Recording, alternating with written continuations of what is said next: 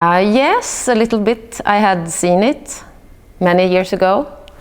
It's a very famous movie in Sweden, and I had like fragmentary memories from it, especially the images, these close-ups from with Bibi Andersson and Liv Ullmann, and also the landscape in Fårö where it's filmed. But I didn't have a clear picture of the story, and so I mean, it is a very experimental movie, and I think if like Fanny and Alexander, and also maybe Scenes of a Marriage is Ingmar Bergman's most folksy films, then this persona is more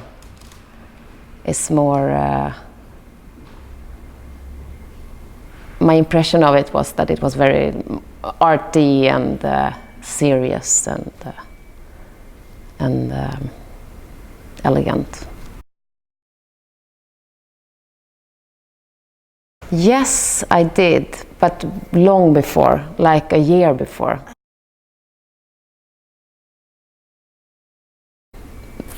Obviously, it's two different media, so of course they're very different. I think the characters, Alma and Elizabeth, in the movie they are very like sophisticated and elegant, and maybe that reflects also the view on women at the time it was made, and all the feelings are like on the inside, and they're really hard to read.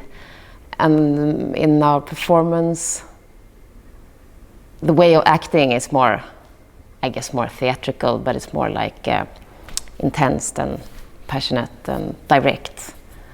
So that's a big difference. And also the film, I remember it as very open, like it's the sea and it's this harsh landscape at Fårö. And we in our production, it's more of a claustrophobic feeling with this dome of, it's like a dome of mirrors that were inside, and it's just the two of us and the water and these mirrors reflecting everything they do. And yeah, they can't get away. They're really trapped in this dome, and they have to confront each other, and so it's a bit more of a claustrophobic feeling, I think.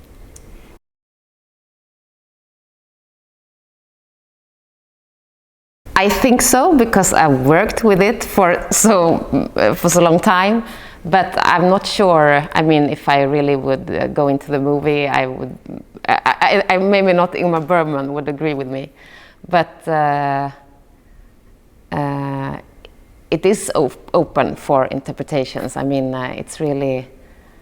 But we just do it in another way. And also Anna is very good at finding, Anna Bergman, who is the director, is very good at finding situations, that, because we cut a lot of situations out from the movie, and she finds these theatrical situations that really tells the story in a good way on stage. So it's in a way very different, but it's the same story.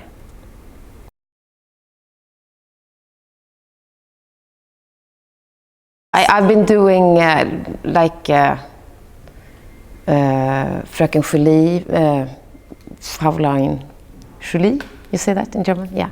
That's like kind of the same in a way with Chan and just two persons, but it was it's been great. We really worked close together, and it was also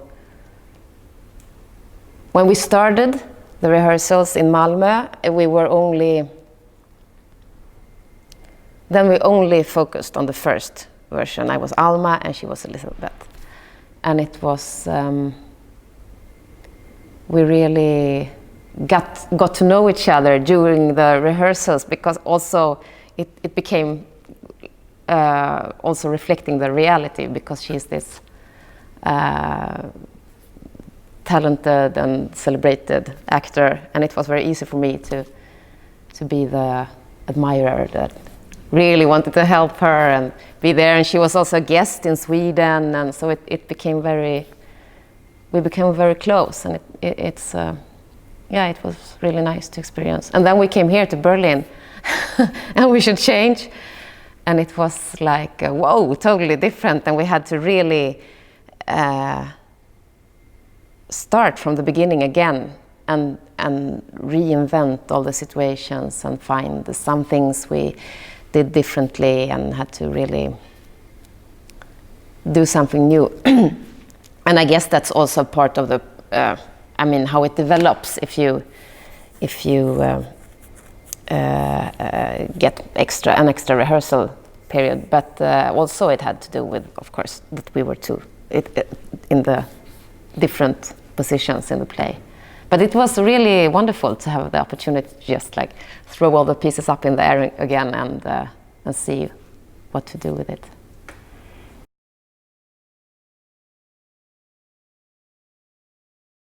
I think it shifts, it changes all the time, but I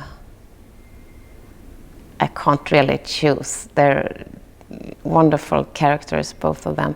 Elizabeth is a more unusual part for me. I mean, to play the silent, and it's been really an experience to play someone who she just decided not to participate in the social game, and that gives her untouchability. And that breaks down, of course, then in the relationship with Alma. But it's been a interesting experience to play her. But also Alma has a wonderful journey with all her, the development she has.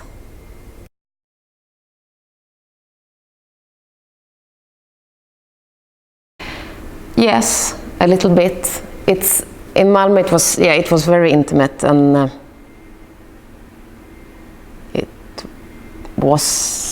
they were so close. You could hear them breathing, and they could hear you breathing. So, and it was almost as if they were with us in the pool.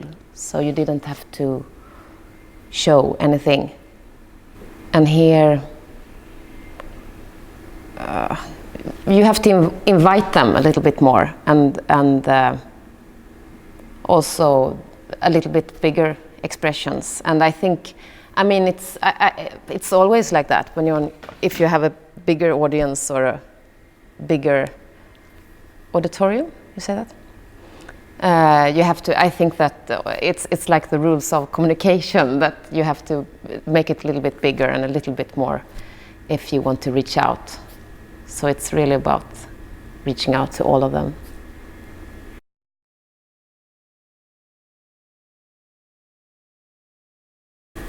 I think the German audience, they show a little bit more what they think. So it's like, I guess it's a cultural difference maybe, but Sweden is more like, this was good art, thank you, very nice. But here it's more like, wow! It's much more applause and much more intense than. I even heard they can go boo if they don't like it, and that would never happen in Sweden. I think the German audience is more direct, and maybe the Swedish audience is a bit more polite.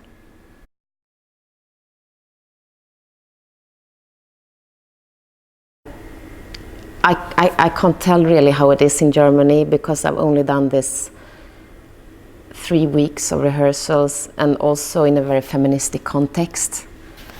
So I really don't, it's difficult to compare them.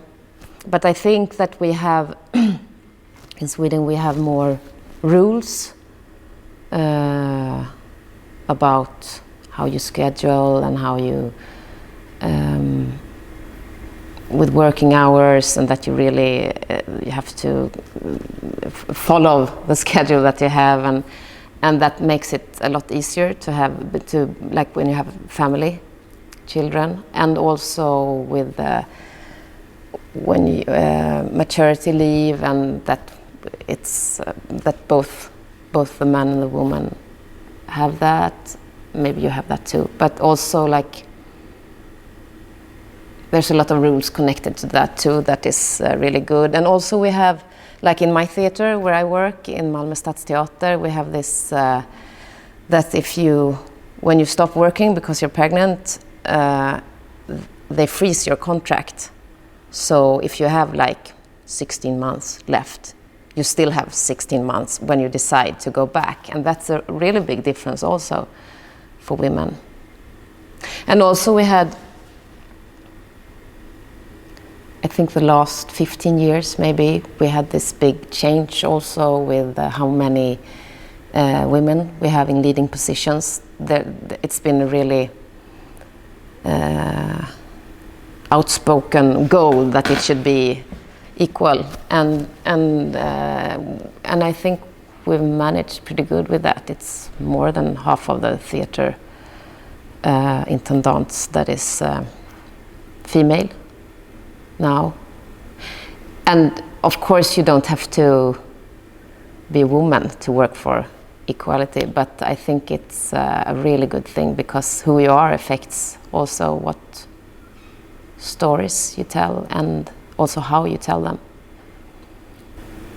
Yeah, and we also have, I think we have more female directors too.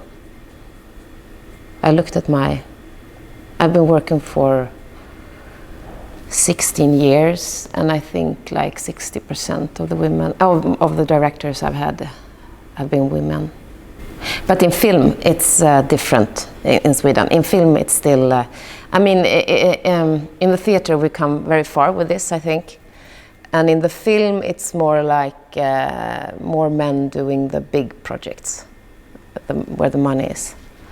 So, but that is really, we work. And also after all this Me Too movement, there's a lot of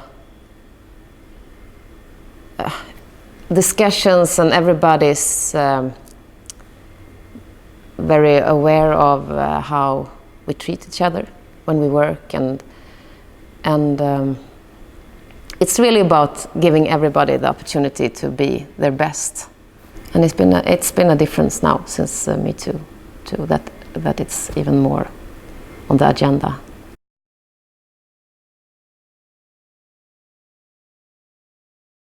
We didn't have that at all, but there was like educations that you could be like leadership education that maybe was 2 years that you can apply for as a woman.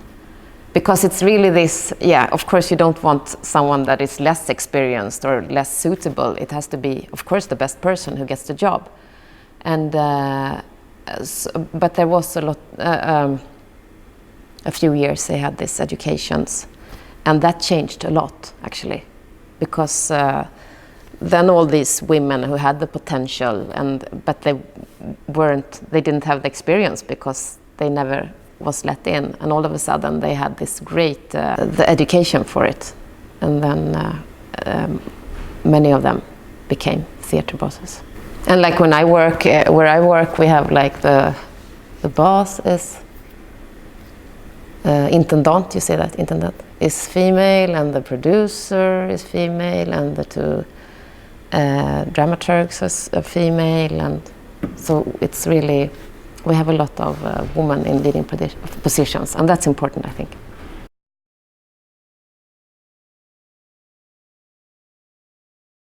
Actually, it was with audience, so we did it just as if it was a normal performance, and they were so professional. And I actually, when I came in, I was like, "Whoa, this is a lot of cameras," because it was like 3 big cameras in the center, and then 2 very close, and then one going on yeah, you know, one of this in front of the stage. But then when we started, it was so smooth, and I didn't even notice it. It was like a normal performance, and we had this microphones in the wig, and everything was very cool. good, yeah.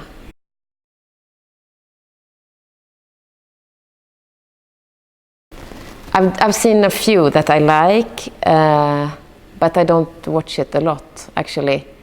I've done a couple of them before.